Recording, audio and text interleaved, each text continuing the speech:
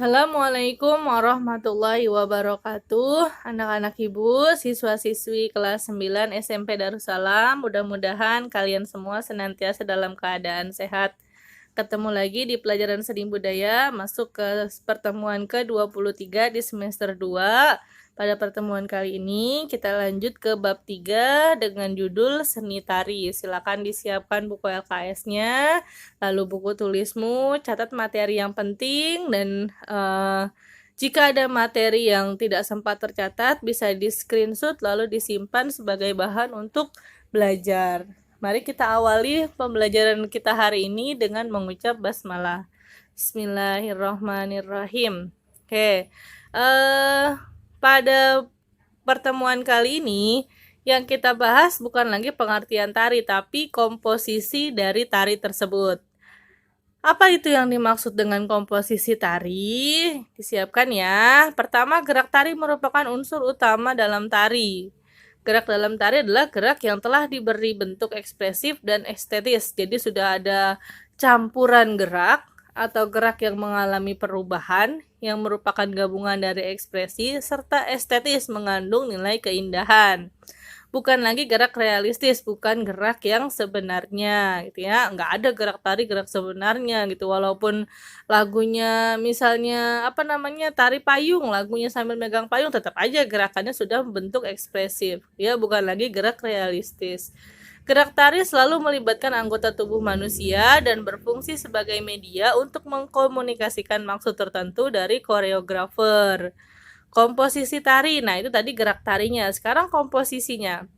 Komposisi tari merupakan seni membuat, merancang, struktur ataupun alur sehingga menjadi suatu pola gerakan-gerakan. Jadi yang namanya komposisi tari itu mulai dari si penari membawakan pembuka tari sampai tari tersebut selesai. Jadi komposisi isi dari tarian tersebut mulai dari membuatnya, merancang sampai strukturnya. Hasil atas suatu gerakan tersebut dinamakan koreografi. Jadi orang yang merancang gerakan tarian itu namanya koreografi. Rancangan hasil tarian itu namanya koreografi. Orang yang merancang gerakan tersebut dinamakan koreografer. Ya. Nah, komposisi tari terdiri dari bentuk, gerak, pola lantai, arah hadap, tataran atau level, ekspresi atau penjiwaan. Nah, berikut Ibu jelaskan satu persatu. Bentuk dulu. Posisi tubuh atau pose. Bentuk tuh pose. Posisi tubuh sebelum bergerak. Ya, jadi ini belum mulai nari nih. Baru posisi pertama. Terbagi menjadi 4, terbuka, tertutup, asimetris, dan simetris. Nah, ini ada contohnya. Ini contoh sebelum nari nih ya. Nih, yang gambar pertama. Bentuknya nih yang gambar pertama. Itu dia tertutup. Ya, rapi, nggak kebuka, belum mulai. Nah, ini yang kedua. Ya, lalu ini yang terbuka. Nah, ini yang ketiga. Simetris dan asimetris. Simetris itu berarti dia ngikutin gerakan yang belakang. Ya, kanan-kanan semua, kiri-kiri semua. Nah, ini yang keempat nih, asimetris, tidak beraturan. Contohnya tari yang keempat. Ya, kita lanjut. Yang kedua adalah gerak. Gerak adalah posisi tubuh menggerakkan bentuk. Arah gerak menunjukkan kemana penari akan bergerak. Biasa ya udah mulai gerakan tarinya. Apa ke kanan ke kiri, kemudian maju mundur, buat lingkaran atau serong, diagonal, spiral, dan sebagainya. Tergantung jenis tarian yang akan dilakukan. Kemudian yang ketiga adalah namanya pola lantai. Nah, ini pola lantainya. Arah atau garis langkah yang dilalui oleh penari. Pola lantai itu artinya arah atau garis langkah yang harus dilalui oleh penari. Jadi nggak boleh keluar dari garis yang sudah ditentukan. Pola lantai terbagi menjadi 2, yaitu lurus dan lengkung. Ada beberapa macam pola lantai. Nah, dari 2 lurus dan lengkung tadi dibagi lagi menjadi 4 bagian. Yang pertama namanya vertikal, lurus. Vertikal itu kan lurus ya, berarti dari depan sampai ke belakang atau sebaliknya. Yang kedua horizontal, lurus ke samping, kanan kiri. Yang ketiga pola diagonal, berbaris menyudut. Jadi kayak ada sudutnya gitu ya kalau diagonal. Belah ketupat kalau nggak ngerti diagonal. Yang keempat, pola lantai melingkar atau membentuk garis lingkaran. Nah, di sini ada contohnya nih ya. Di sini ada gambarnya, nih Ibu zoom gambarnya. Nah, ini vertikal. Jadi si penari posisinya berada dari atas ke bawah.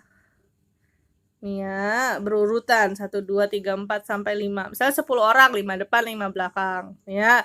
Nah, kemudian kalau dia diagonal, berarti dia menyudut. Jadi posisinya miring, kanan kiri atau kiri kanan. Nah, kalau melengkung biasa tarik kecak nih, melingkar. Ada yang jadikan pusat di tengah. Ya. Nah, ini ada contohnya tarian dengan bentuk garisnya. Tari saman dari Aceh, lurus horizontal ya, dari kanan ke kiri.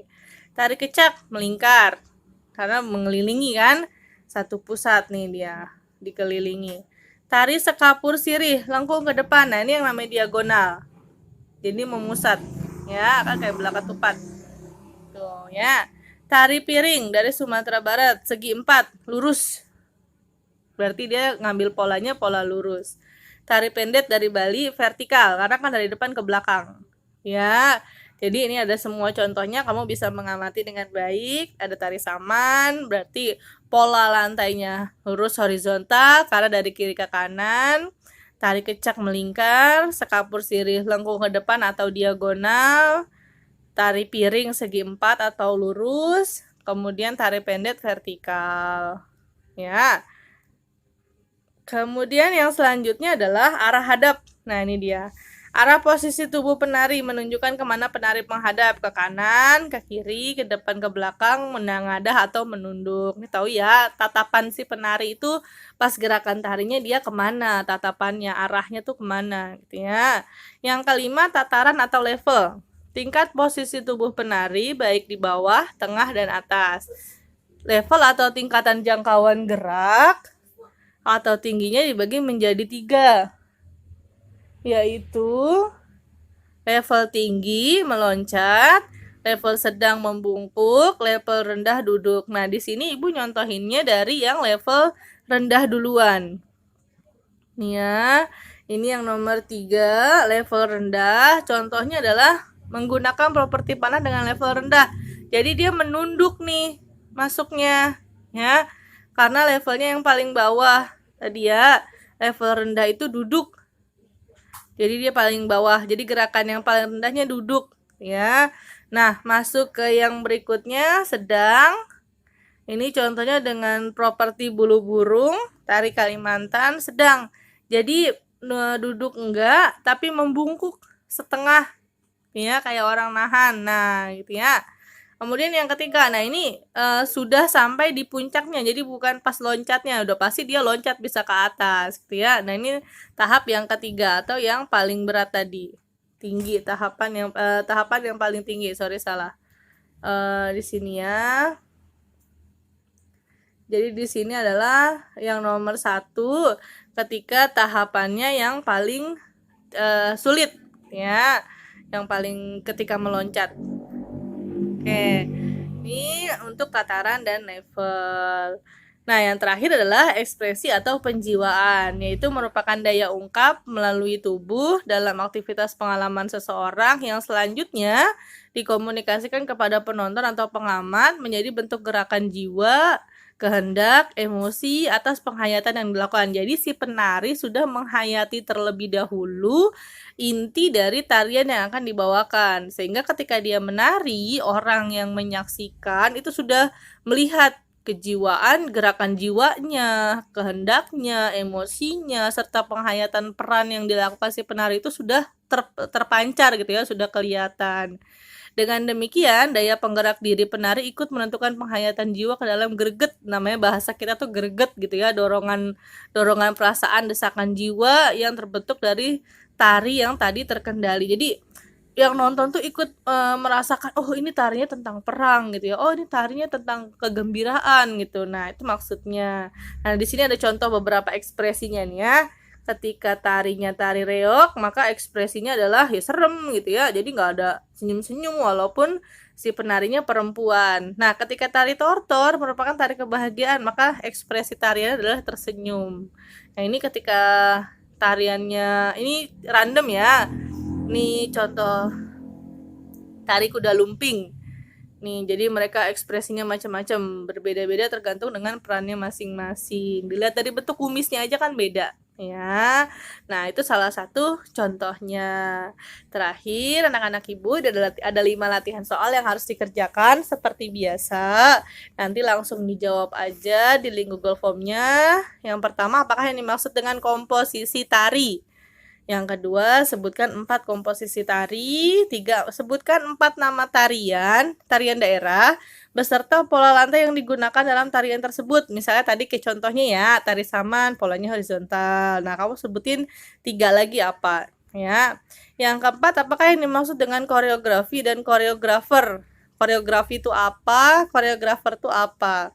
Yang terakhir, jelaskan yang dimaksud dengan ekspresi dalam tari dan kenapa ekspresi diperlukan, kenapa harus diekspresikan gitu ya, kenapa harus ada ekspresinya ketika menari, untuk apa, jelaskan pendapatmu. Oke anak-anak ibu, sampai di sini dulu materi yang bisa ibu sampaikan, mudah-mudahan dapat dipahami. Jika belum jelas, seperti biasa bisa WA ibu, bertanya via Japri WA agar ibu dapat menjelaskan lebih detail lagi. Terima kasih atas segala perhatian. Sukses terus buat kamu semua. Terima kasih. Assalamualaikum warahmatullahi wabarakatuh.